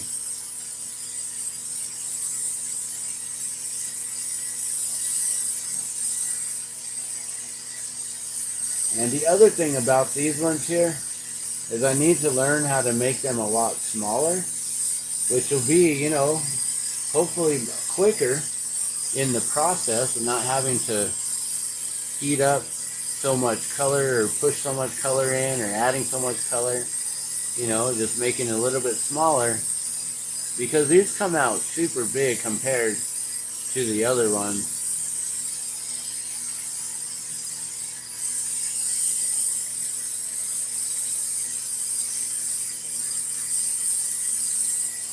But then, you know, there's the tricks of getting rid of what you need to.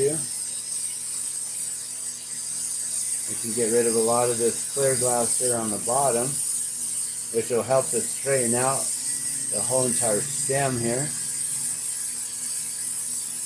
which can also help to elongate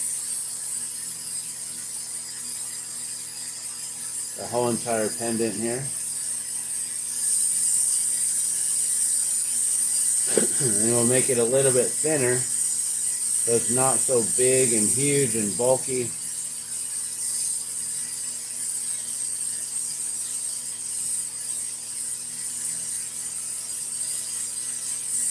So yeah, I appreciate y'all for sticking around watching this stream. We're going to finish it up here pretty much as soon as this one's done. This is an order that's going to be a trade. You know, I run a 505 barter club here in Albuquerque where we trade things. And so this is actually $40 worth of glass in trade here. And I'm going to be getting 2 bottles of honey in exchange for these. And the bottles of honey usually last our family about one every month, maybe one every 3 weeks, something like that. So yeah, so making these 2 right here is going to give us about 2 months worth of honey, at least a month and a half, of some awesome, dank, organic, delicious honey.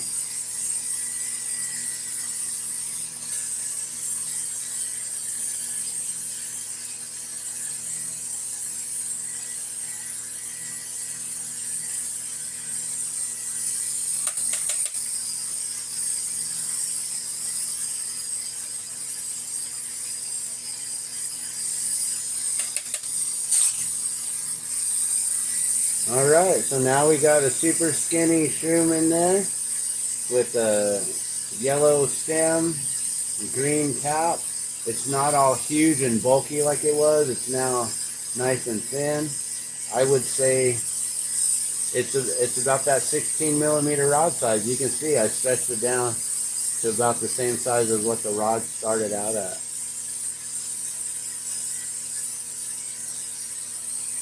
And it was about double. Yeah, it was huge. I don't know if you saw that.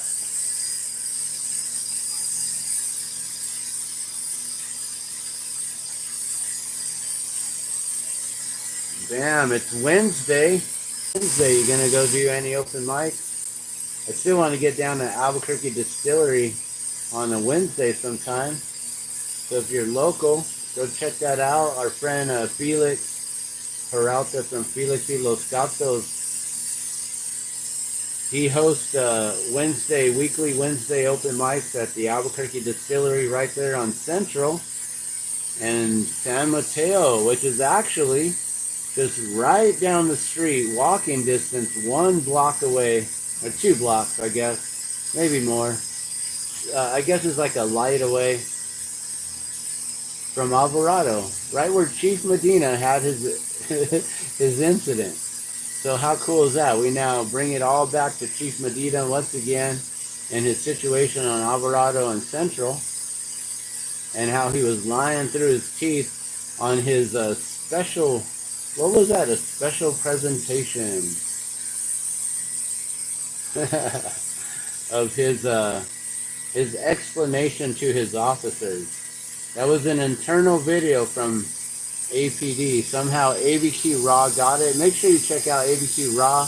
Be sure to like and subscribe to his channel.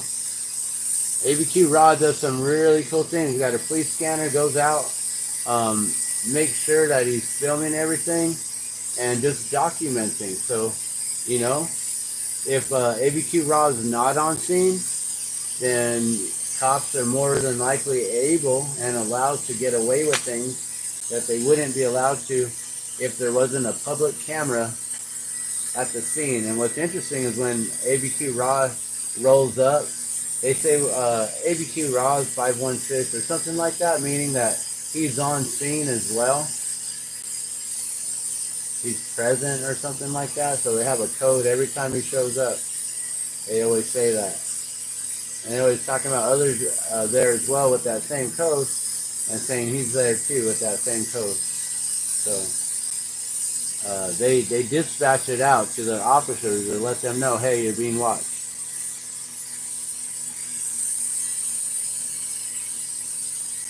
So I appreciate ABQ Raw and the transparency that he tries to bring to the local public on what's going on with our Albuquerque Police Department.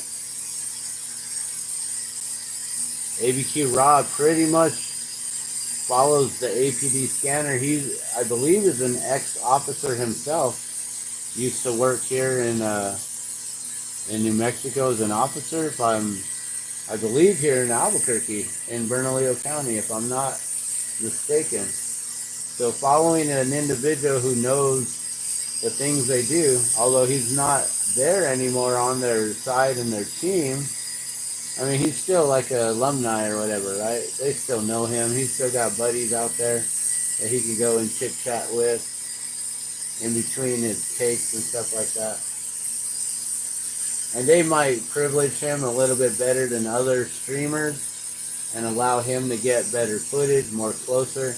But also the tools that he has, he's got a really nice zoom lens. And I learned this stuff from watching another individual called Chris Must List. Like a Christmas list, but his name is Chris, and his Must List. He's a international traveler, and he travels to different places, and he takes us along. And apparently he was here in Albuquerque filming some incidents at that at the problem shop where Chief Medina was saying how they were going to go have a press conference there. And so this individual, Chris Must List, was on a ride around with ABQ Raw. We got to see behind the scenes footage of an individual who had his, a carjacking. His car was taken from that place because he was there soliciting, looking for male prostitutes apparently. And so now his daughter's going to be extremely upset because her car was stolen, and she's going to find out what situation or what he's into. Like, oh my gosh, Dad, I didn't know you were into men. And why are you going out on the street looking for these dirty men? How horrible, right? And what's interesting is ABQ Raw didn't cover any of that. It was on Chris Must List and his video coverage of that and his ride along with it. I thought was pretty interesting to hear the backstory.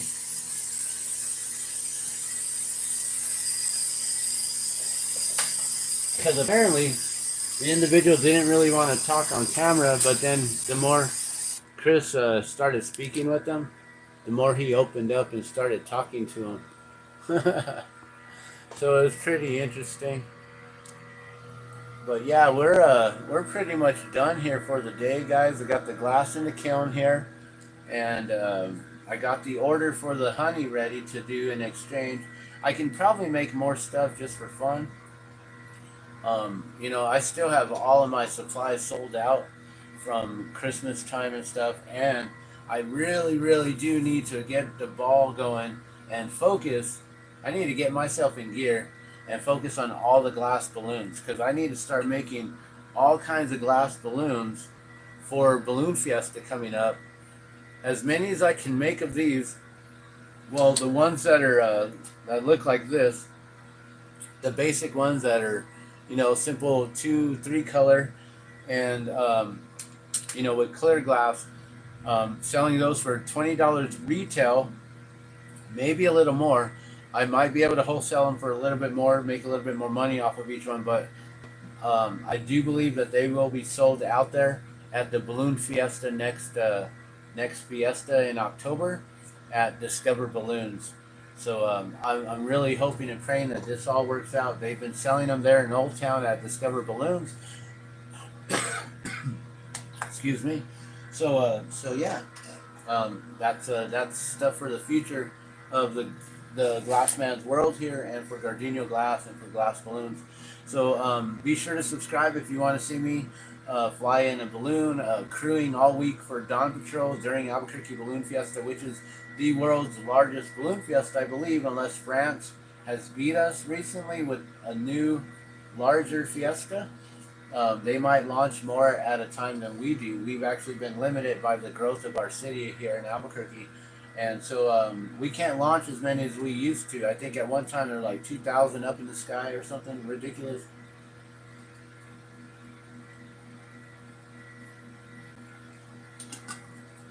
So yeah, be sure to subscribe if you want to check that out. Don't subscribe just because I'm asking you to or saying, but only if you want to check out videos like that. I'll be streaming live when we're up in the air. I'm hoping to have a mobile hotspot with me, so that way I can I won't be competing with all the other people trying to go live on their phones, and because my streams are crap, or I just need to record it and get extremely good footage of the recording and then just upload it, which is probably what I'm gonna do.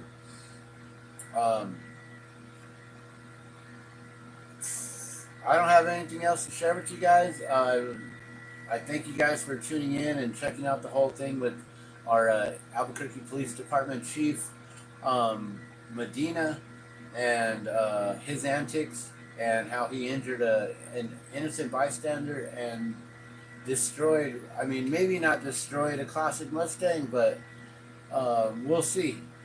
Can Medina afford to get that Mustang fixed? That should be coming out of his pocket. He decided to do it. He wasn't on a police call. He didn't, I mean, can he call himself out? Like, that would be like, Trump deciding to do whatever he wants and not getting in trouble. And now we're seeing that people can get in trouble for their actions and things. Why wouldn't Chief Medina not get in trouble for his actions, which resulted in hurting an innocent bystander and destroying a beautiful classic Mustang? And we don't know what's going on with that individual. I've already said my prayers for him. I've already, I feel bad for him, and his vehicle. It's horrible that you're just driving on Saturday in the morning, 9 a.m. What was he doing? Was he just out and about cruising? Was he on his way to go get groceries for his family? Like, what did Chief Medina halt him from completing? This isn't a gun issue. This is an issue on making proper decisions. And apparently our chief isn't making proper decisions, and decided to take it upon himself to instigate a situation when he was en route to go do a press conference. And that's all he needed to stay focused on, and then go take his wife to dinner like he claimed that's what the plan was and why she was there. I don't believe it. I think it's all a bunch of BS. And and he probably takes her all the time. And you can't see through the vehicle windshield or windows because it's so dark tinted. How you gonna tell who's in that vehicle, anyways? So, other than that, you guys, um, I don't have anything else to say and share today. I thank you so much for watching, tuning into the Glassman's World. Um, yeah, thanks for watching. I'll see you guys soon. I'm out.